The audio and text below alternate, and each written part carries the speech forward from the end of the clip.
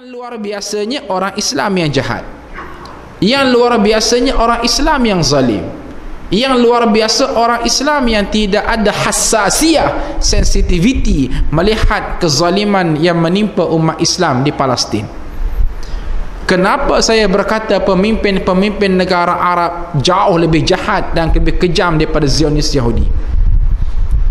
Kerana mereka lah sebenarnya secara tidak langsung memberi peluang kepada Zionis Yahudi ganyang umat Islam di Palestin.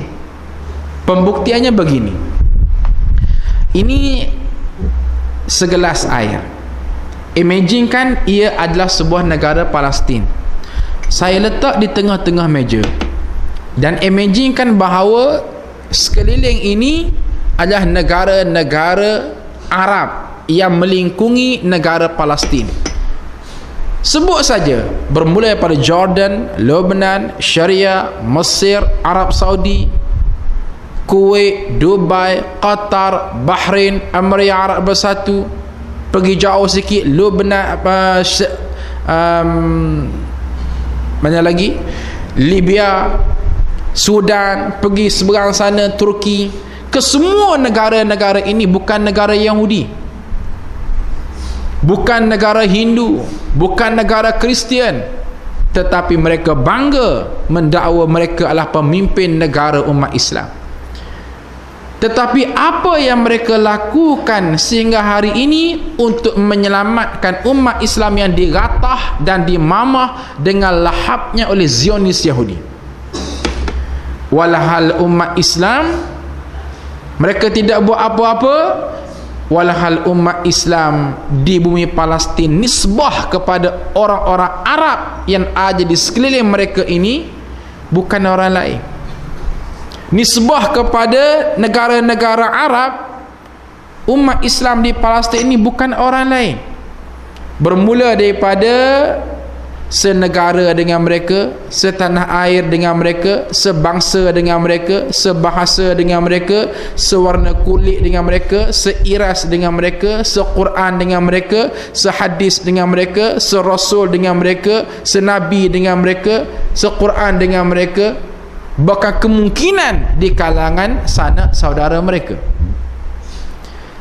Tetapi boleh sehingga hari ini mereka memekakkan telinga, membisukan mulut, membutakan mata, tidak mengambil apa-apa tindakan untuk menyelamatkan umat Islam dan untuk menghapus dan menghalau Zionis Yahudi daripada semenanjung Gaza. So jenis manusia apa pemimpin-pemimpin Arab ini? Oh, mereka ada buat persidangan. Ya, inilah dia had yang paling maksimal apa yang mereka buat. Asyik bersidang dan bersidang, bersidang dan bersidang. By the end, after bersidangan tersebut, keluarkan resolusi kutuk Zionis Yahudi. Inilah dia hasil persidangan OIC di Jeddah, keluarkan resolusi kutuk Zionis Yahudi. Inilah dia hasil persidangan Liga Arab di Mesir, hujung selepas mesyuarat kutuk Zionis Yahudi. Inilah dia hasil persidangan Al-Qimmah Ad-Daulah Al-Arabiyah Al-Alamiyah Al-Islamiyah. Habis Arab bunyi itu, hujungnya ialah kutuk Zionis Yahudi.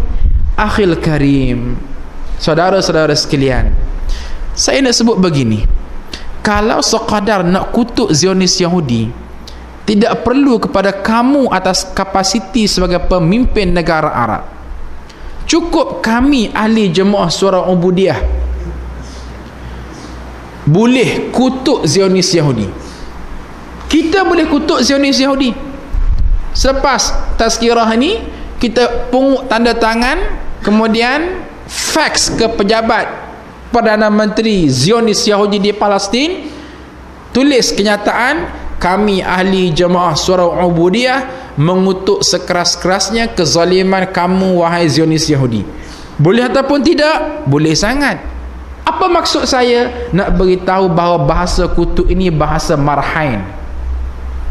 Bahasa kutuk ini bahasa yang mereka tidak ada kuasa. Itu sahajalah saluran yang mereka ingin terjemahkan tidak puas hati mereka kepada Zionis Yahudi. Tetapi kamu wahai pemimpin-pemimpin Arab, di belakang kamu syarat dengan missionary, di belakang kamu ada tentera, di belakang kamu ada askar, di belakang kamu ada kelengkapan ketenteraan yang paling sophisticated, di belakang kamu ada tekanan ekonomi, minyak, di belakang kamu ada kuasa politik, political will, di belakang kamu ada rakyat. Kenapa tidak mobiliskan seluruh kekuatan yang ada ini untuk memberikan tekanan kepada Zionis Yahudi? Senjata yang ada pada kamu buat apa kalau tidak nak belasah musuh? Askar yang begitu ramai ada pada kamu buat apa kalau tidak untuk menentang musuh-musuh Allah Azza wa Jalla?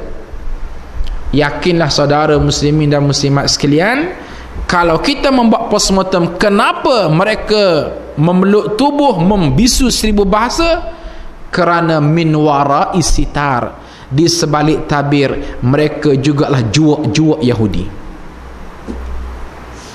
Mereka adalah juak-juak Yahudi, yang mana mereka ada kepentingan dengan Zionis Yahudi, menyebabkan mereka kelu lidah dan kelu daripada membuat tindakan untuk menyelamatkan umat Islam. Jangan bercakap soal sensitiviti agama. Ayo cuba timbang atas sensitiviti kemanusiaan pun mereka tidak ada kemanusiaan.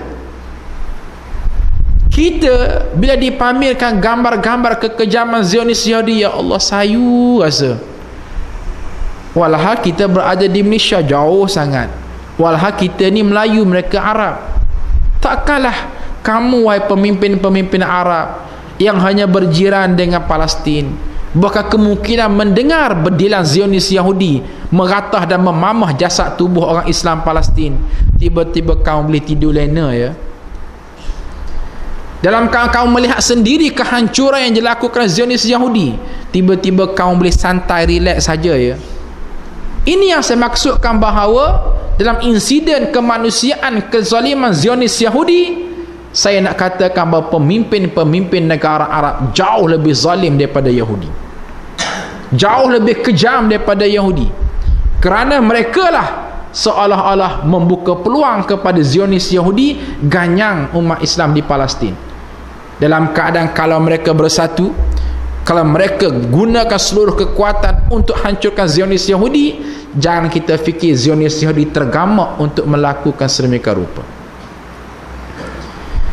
Keadaan menjadi lebih tragis bukan sekadar pemimpin-pemimpin Arab ini mereka tidak sensitif atas apa yang menimpa umat Islam di Palestin, tetapi lebih teruk apabila mereka juga menjadi tali barut kepada Zionis Yahudi. Siapa yang tidak tahu terhadap apa yang dilakukan Hosni Mubarak, Presiden Mesir, dalam keadaan umat Islam yang terkapai mencari perlindungan di semenanjung Gaza, mereka menyerbu ke Rafah dekat berhampiran dengan Mesir, sempadan pintu Mesir, untuk pergi ke Mesir.